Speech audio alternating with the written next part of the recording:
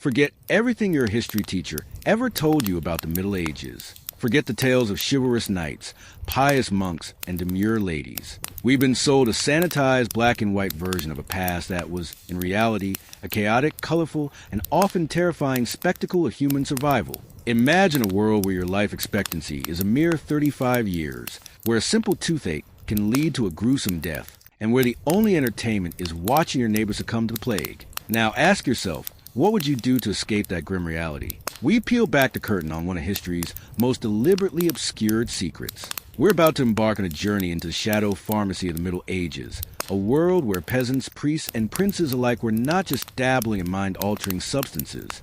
They were consuming them on a scale that would make a modern-day rock star blush. This wasn't a fringe movement. This was the mainstream. From the tranquil gardens of monasteries to the bustling chaos of city markets, a vast and sophisticated trade in psychoactive plants flourished. These weren't just simple remedies. They were powerful keys to other realms of consciousness, used for everything from spiritual enlightenment to battlefield enhancement. Buckle up, because we are about to shatter the myth of a sober and devout medieval Europe. We will uncover the stories of monks who brewed psychoactive beers, nuns who were experts in hallucinogenic ointments, and barbers who would offer you a haircut and a trip to another dimension. This is the story of forgotten pharmacopoeia, a world of chemical coping mechanisms that has been systematically erased from our history books. The devil's herb in God's garden. Our journey begins with a seemingly innocuous plant, one that you might find in a well-tended medieval garden nestled between a rosemary and thyme. Its name is henbane, and its delicate, bell-shaped flowers hide a terrifying secret, remedy for a host of medieval ailments, from insomnia to arthritis. But to call it mere medicine is to vastly understate its power. Henbane was a portal to madness, a chemical chameleon that could either soothe your aches or convince you that you were a chicken. Imagine a farmer, his back aching from a long day in the fields, seeking relief from the village healer. He's given a simple herbal tea, and as the warmth spreads to his body, so does a creeping sense of unreality. The familiar shapes of his cottage begin to warp and melt. The chirping of the crickets outside swells into a demonic choir, and his own hands seem to belong to a stranger. This was the unpredictable magic of henbane. The active ingredients in henbane are potent alkaloids, chemicals that wreak havoc on the central nervous system. They induce a state of delirium, a waking dream where hallucinations are indistinguishable from reality. The line between a therapeutic dose and a terrifying trip was perilously thin, and medieval healers walked this tightrope with a mixture of skill, luck, and whispered knowledge passed down through generations. Monastery records, those meticulous chronicles of medieval life, are peppered with accounts of henbane's strange effects. We read of Brother Thomas, who, after taking a dose for his gout, spent 3 days preaching to a flock of pigeons, convinced they were the reincarnated souls of the apostles. Or the tale of Lady Eleanor, who used a henbane poultice for a headache and proceeded to host a lavish banquet for a retinue of invisible fairies. But henbane wasn't just for accidental trips. It was a key ingredient in the infamous flying ointments of alleged witches, a potent concoction that we will delve into later. It was also a common additive to beer. Before the widespread use of hops, henbane was used to preserve and flavor ale. This means that a casual pint at the local tavern could have come the side of mild hallucinations, a fact that sheds a new and bizarre light on the boisterous and often violent nature of medieval taverns. The next time you picture a group of peasants singing lustily in a pub, imagine them all slightly high on henbane lace beer. It paints a rather different picture, doesn't it? The church's stance on henbane was, like its relationship with many such plants, deeply contradictory. On one hand, it was a tool of the devil, a key to an unholy communion with spirits. On the other, it was a gift from God, a potent medicine to ease the suffering of his flock. This ambiguity created a gray area where the use of henbane could be justified as long as one didn't boast of conversing with angels or, more damningly, demons. This was a world where a fine line separated the saintly mystic from the heretical sorcerer, and a single henbane leaf could tip the scales. The screaming root of power. If henbane was the devil's herb, then mandrake was the root of all magical power, a plant so steeped in myth and terror that its very name was whispered in awe and fear. The mandrake root, with its uncanny resemblance to a human form, was believed to possess a potent and dangerous magic. It was the ultimate prize for any medieval alchemist, healer, or sorcerer, a key to unlocking wealth, love, and even immortality. But obtaining a mandrake root was no simple task. According to legend, The plant would let out a blood-curdling scream when pulled from the earth, a shriek so powerful it would instantly kill anyone who heard it. This belief, as outlandish as it sounds, led to an elaborate and gruesome harvesting ritual. The would-be mandrake collector would first loosen the soil around the root, then tie one in a rope to plant and the other to a dog. A piece of meat would be thrown a short distance away, and as a hungry dog lunged for it, it would uproot the mandrake, dying in the process from its deathly scream. While likely an exaggeration designed to inflate the value of the mandrake, highlights the immense power attributed to this plant. The truth is that mandrake is indeed a potent psychoactive, containing a cocktail of the same delirious alkaloids found in henbane, but in much higher concentrations. It was a powerful anesthetic, a medieval equivalent of morphine that could render a patient unconscious for hours,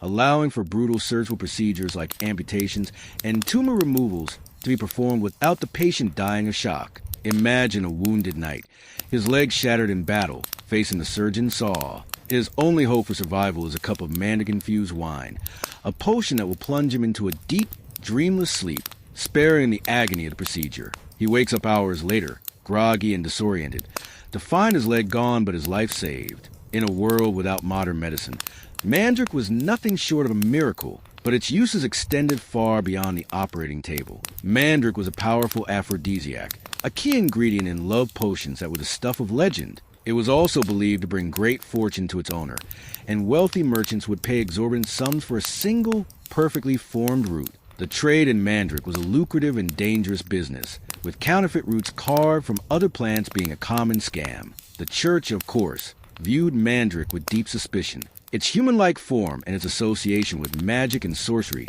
made it a prime candidate for demonic influence. Even here, there was a strange duality. The Bible itself makes reference to mandrakes and some monastic orders secretly cultivated the plant for its medicinal properties, hiding their knowledge behind a veil of scholarly secrecy. This was a plant that straddled the line between the sacred and the profane, a potent symbol of the hidden and often forbidden knowledge of the medieval world, the deadly beauty secret. In the shadowy world of medieval cosmetics, where beauty standards were as unforgiving as the plague, women resorted to a deadly secret to achieve the coveted look of the time: large, dark, and alluring pupils. This was the age of the doe-eyed maiden, a look that was believed to signify not only beauty, but also a gentle and pious nature. To achieve this effect, women turned to a plant with a deceptively beautiful name, belladonna, which translates to beautiful lady in Italian. But this plant is also known by a more sinister name, deadly nightshade. The juice of the belladonna berry, when applied to the eyes,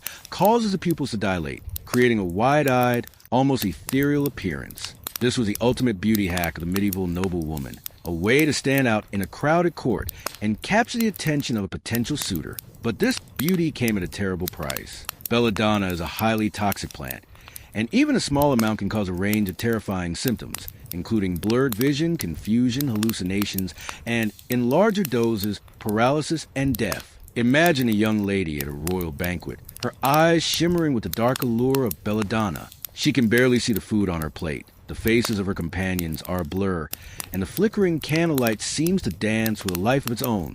She feels a strange, floating sensation, as if she is detached from her own body. This was the price of beauty, a self-inflicted poisoning in the name of fashion. The use of belladonna was a dangerous gamble, a game of Russian roulette with a plant. In between a cosmetic dose and a lethal one was razor thin, and many women suffer from chronic poisoning, leading to a range of health problems, including permanent vision damage and neurological disorders. But the dangers of belladonna were not limited to its cosmetic use. It was also a key ingredient in the pharmacopoeia of the village healer and the alleged witch. Its hallucinogenic properties made it a powerful tool for divination and prophecy, and it was a common component of the flying ointments that were said to allow witches to travel to their unholy gatherings. The church, of course, condemned the use of belladonna, viewing it as a vain and dangerous practice that flirted with the dark arts. But as with so many of the plants we have discussed, its use persisted, a testament to the powerful hold that beauty and magic had on the medieval imagination. Belladonna was a symbol of the dangerous and often self-destructive lengths that people would go to in pursuit of their desires, a dark and fascinating chapter in the history of human vanity. The dancing plague and the fires of St. Anthony. Not all medieval drug experiences. Sometimes the most powerful and terrifying trips came from an unexpected source. Imagine a village in the grip of a strange and terrifying affliction. People are dancing uncontrollably in the streets, their bodies contorting in grotesque spasms. They scream of seeing demons and angels, their minds lost in a shared hallucination. This was a reality of the dancing plagues that periodically swept across medieval Europe, bizarre and terrifying events that were attributed to divine punishment or demonic possession. The true culprit, however, was a tiny fungus called ergot, which grows on rye, the staple grain of the medieval diet. When infected rye was milled into flour and baked into bread, it unleashed a potent cocktail of psychoactive alkaloids, including the precursor to LSD. Entire communities would be unknowingly dosed with this powerful hallucinogen, leading to mass psychotic episodes that could last. The effects of ergot poisoning were horrific. The initial phase was often a feeling of intense cold, followed by a burning sensation that felt as if one's limbs were on fire. This was known as St. Anthony's fire, a reference to the saint who was believed to offer protection from this agonizing condition. The burning sensation was caused by the constriction of blood vessels, which could lead to gangrene and the loss of limbs. But it was the psychological effects of ergot that were truly terrifying. The hallucinations were vivid and often terrifying, with victims reporting visions of hellish landscapes and demonic creatures. The convulsions and muscle spasms were so severe that they resembled a frenzied dance.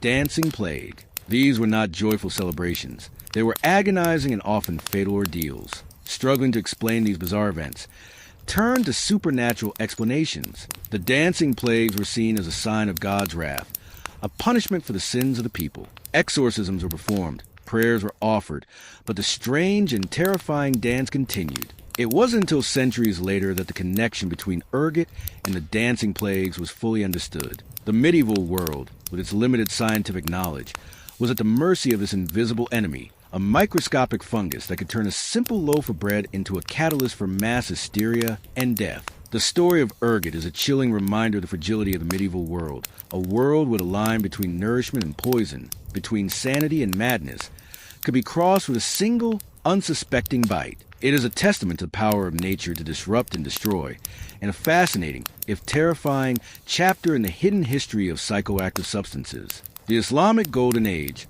a culture of cannabis. While Europe was grappling with the accidental and often terrifying effects of its native psychoactive plants, a very different story was unfolding in the Islamic world. The Golden Age, a period of great scientific, cultural, and intellectual flourishing, saw the development of sophisticated and nuanced cannabis culture that was centuries ahead of its time. In the bustling cities of Baghdad, Cairo, and Damascus, cannabis, in the form of hashish, was not a forbidden substance, but a widely used and socially accepted part of daily life. Scholars, poets, and mystics use hashish to enhance their creativity, deepen their spiritual insights, and simply to relax and socialize. The use of cannabis in the Islamic world was not a haphazard affair. It was a practice informed by a deep understanding of the plant's properties. Physicians and scholars wrote extensively on the medicinal uses of cannabis, prescribing it for a range of ailments, from pain and anxiety to epilepsy. They developed sophisticated methods of preparing and consuming hashish, creating a variety of edibles and beverages that were designed to produce specific effects.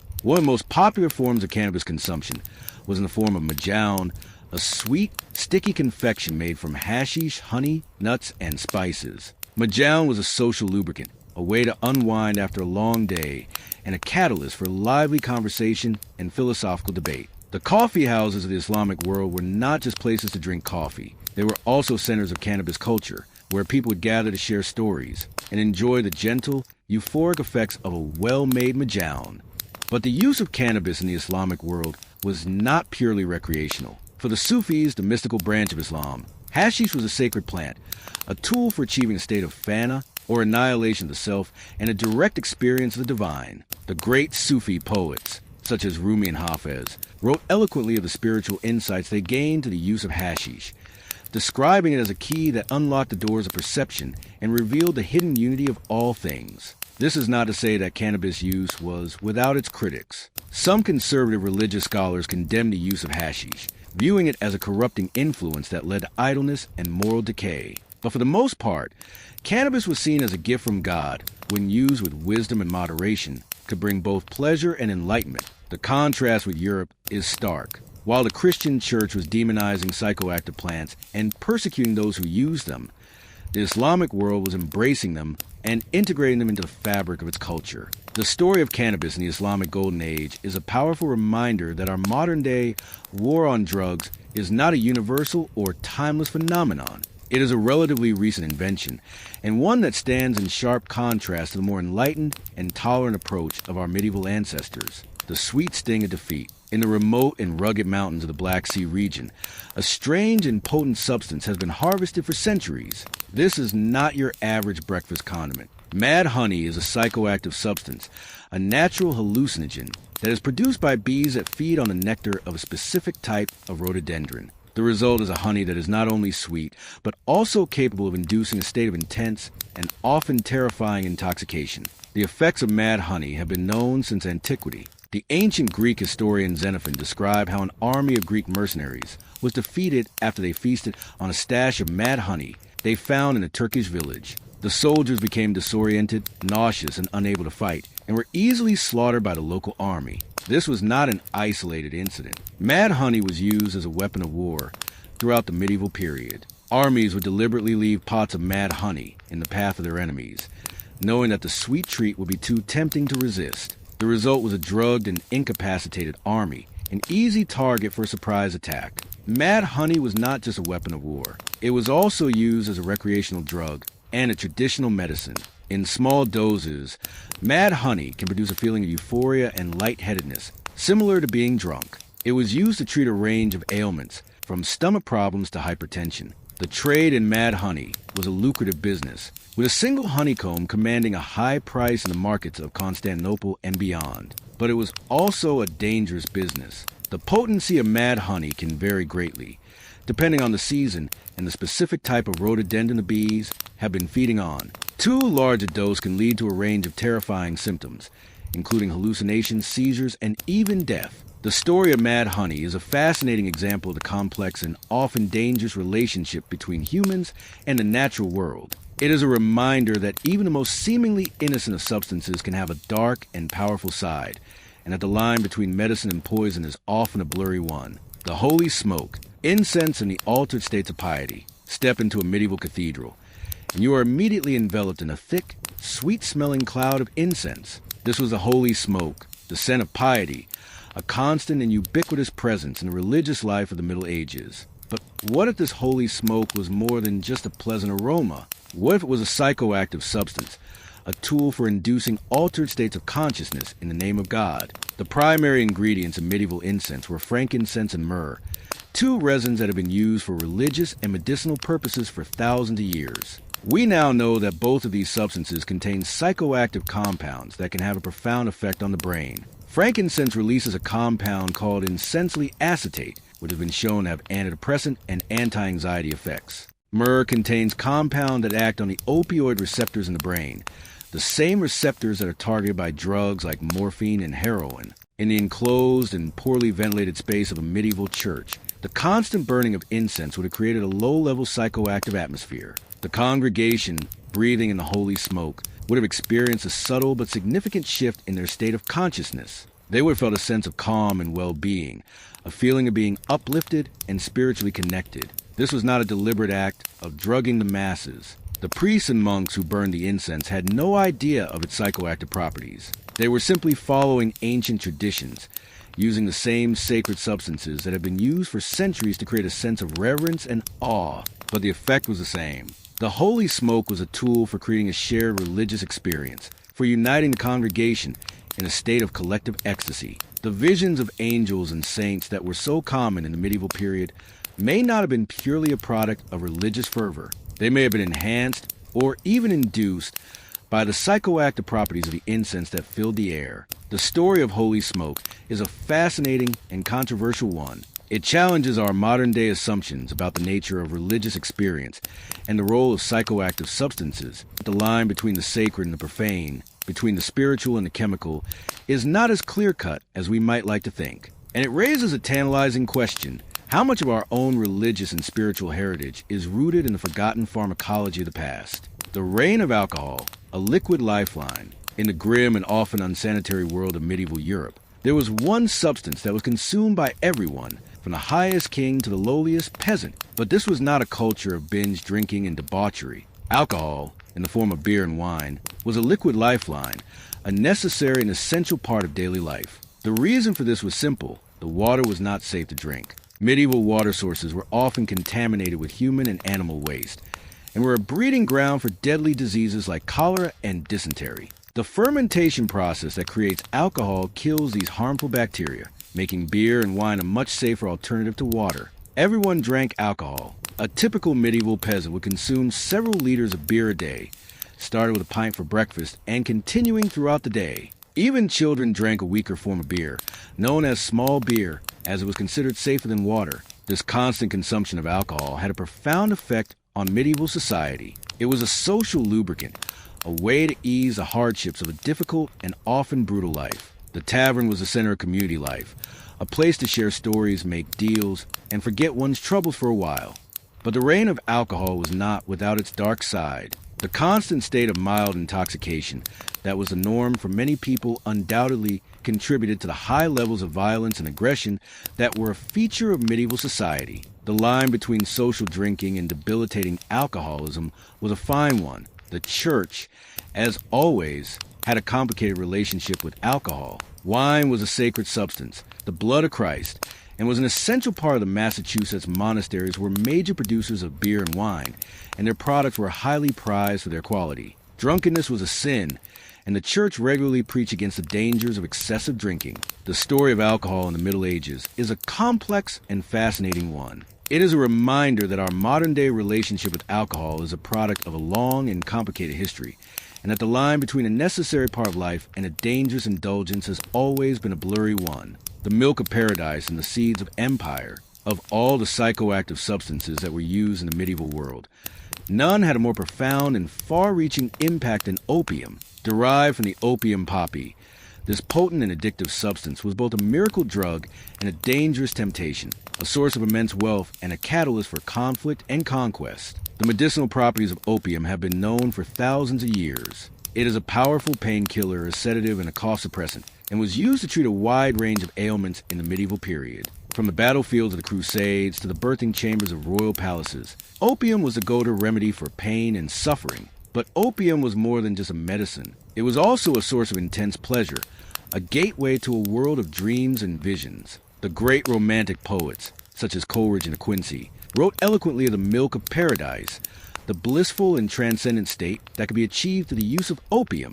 The trade in opium was a hugely lucrative business and was a major driver of the global economy in the medieval period. The opium poppy was cultivated in vast fields in the Middle East and Asia and was transported by caravan to the markets of Europe and beyond. The wealth generated by the opium trade was immense and was a major factor in the rise of powerful trading empires, such as the Venetian and Ottoman empires. But the opium trade also had a dark side. The addictive nature of the drug led to widespread social problems, and the competition for control of the opium trade was a major cause of conflict and war. The Opium Wars of the 19th century, in which Britain went to war with China to force it to accept the importation of opium, are a chilling example of the destructive power of this seemingly innocent flower. The story of opium is a cautionary tale, a reminder of the complex and often dangerous relationship between commerce, power, and addiction. It is a story that is still unfolding today, as we continue to grapple with the legacy of this potent and powerful substance. Harm reduction, the forgotten wisdom of the past. In our modern-day war on drugs, we often assume that we are more enlightened and sophisticated than our medieval ancestors. We have a scientific understanding of addiction, a range of medical treatments, and a legal framework for controlling the use of psychoactive substances. But what if I told you that in some ways, the medieval world had a more effective and compassionate approach to drug use than we do today? This is a forgotten story of medieval harm reduction, the sophisticated and often surprisingly effective methods that were used to minimize the risks and maximize the benefits of psychoactive substances. At the heart of medieval harm reduction was a deep and nuanced understanding of dosage. Healers and herbalists knew that the line between a medicine and a poison was often a matter of a few grains or a single leaf. They developed sophisticated methods for preparing and administering psychoactive substances, ensuring that the dose was appropriate for the individual and the condition being treated. But medieval harm reduction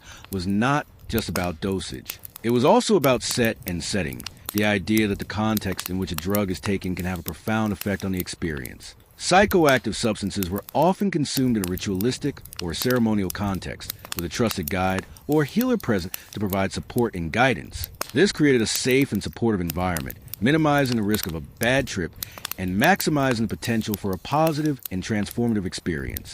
And what happened when things went wrong? The medieval world had a range of effective treatments for overdose and addiction. Herbal remedies were used to counteract the effect of a poison, and spiritual and psychological support were provided to help people overcome their addiction. The monastery, with its emphasis on discipline, contemplation, and community, was often a place of refuge and healing for those struggling with addiction. This is not to say that the medieval world was a drug-fueled utopia. There was still a great deal of suffering and harm caused by the misuse of psychoactive substances. But the medieval approach to harm reduction offers a powerful and important lesson for us today. It reminds us that there is another way, a way that is based on compassion, wisdom, and a deep respect for the power of these potent and mysterious substances. It is a forgotten wisdom that we would do well to rediscover.